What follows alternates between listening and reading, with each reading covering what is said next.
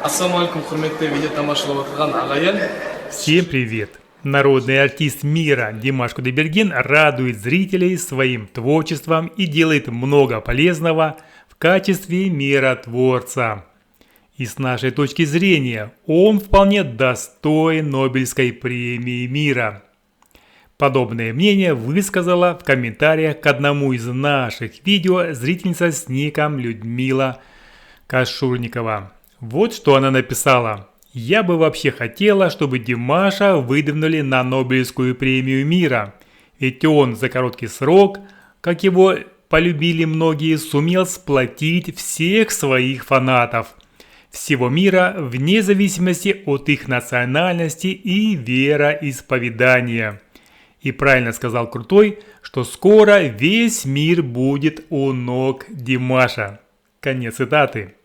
Прекрасная мысль. Давайте запомним автора замечательной идеи и попробуем вспомнить, сколько добрых дел уже успел сделать замечательный певец. Ведь он сплотил своим творчеством буквально весь мир.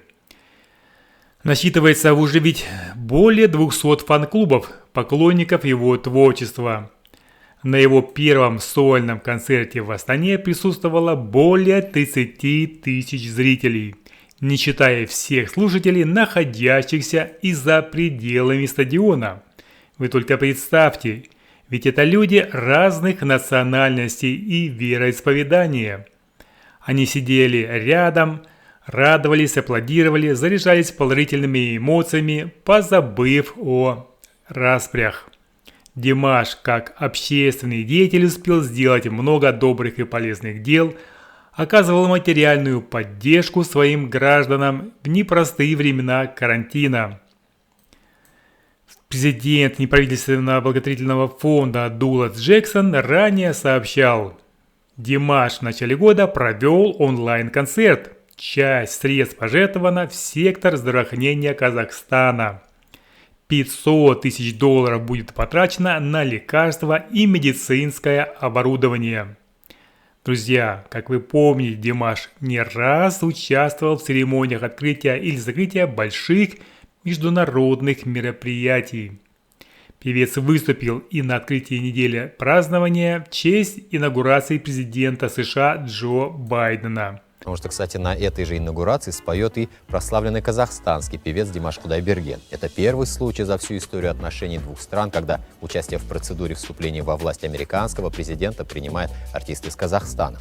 Специальное выступление Димаша будет транслироваться в 2 часа ночи по времени Нур-Султана на официальном сайте Международной ассоциации городов-побратимов Sister Cities International.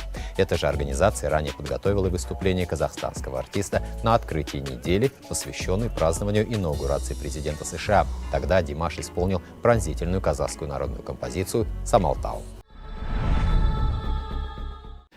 Благодаря Димашу возрос интерес туристов к Казахстану.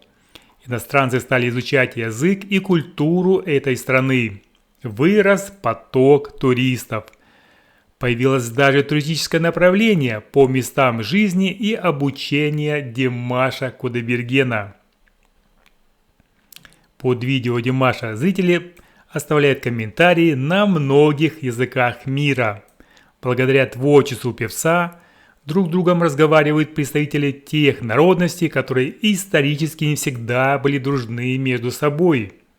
Одним словом, Димаш уже внес не меньший вклад в дело развития дружбы народов, чем иные лауреаты Нобелевской премии мира.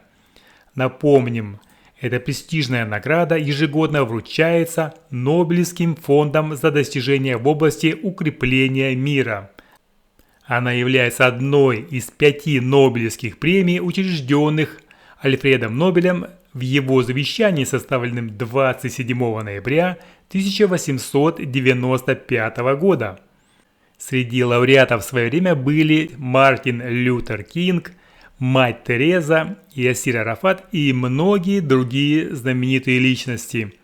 Даже Барак Обама удосужился за выдающиеся усилия по укреплению международной дипломатии и сотрудничества между народами. А теперь давайте подумаем, насколько реально выдвинуть Димаша Кудайбергена на Нобелевскую премию. Для начала надо понять порядок процедуры.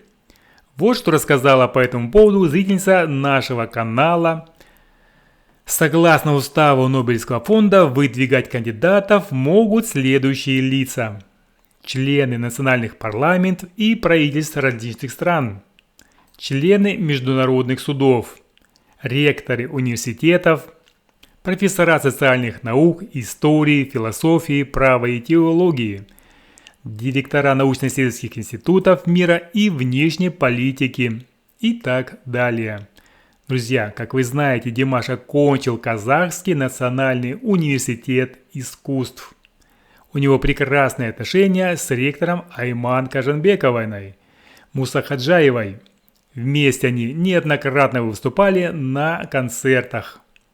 Также у Димаша сложились прекрасные отношения с ректором Казахской национальной академии искусств Асхатом Максимовичем Маемировым. Мы помним их совместные музыкальные мероприятия и добрые общественные дела по украшению родного города.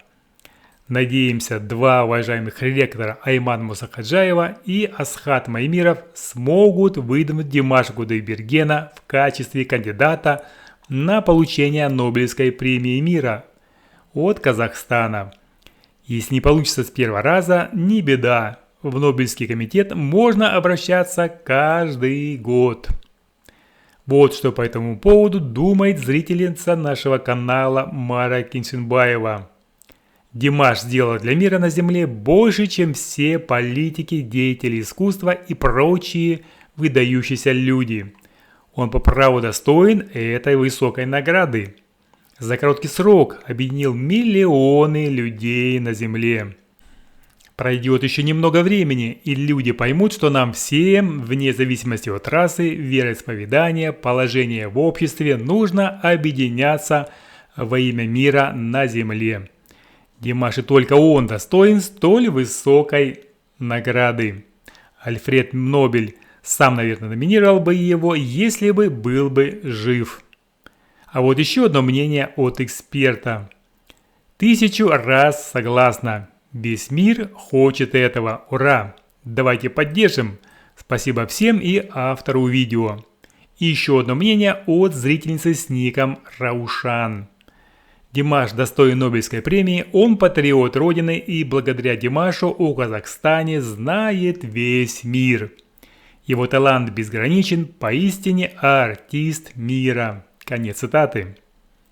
Итак, дело осталось за малым, чтобы заинтересованные лица проявили готовность подать заявку в Нобелевский комитет на кандидата Димаша Кудайбергена.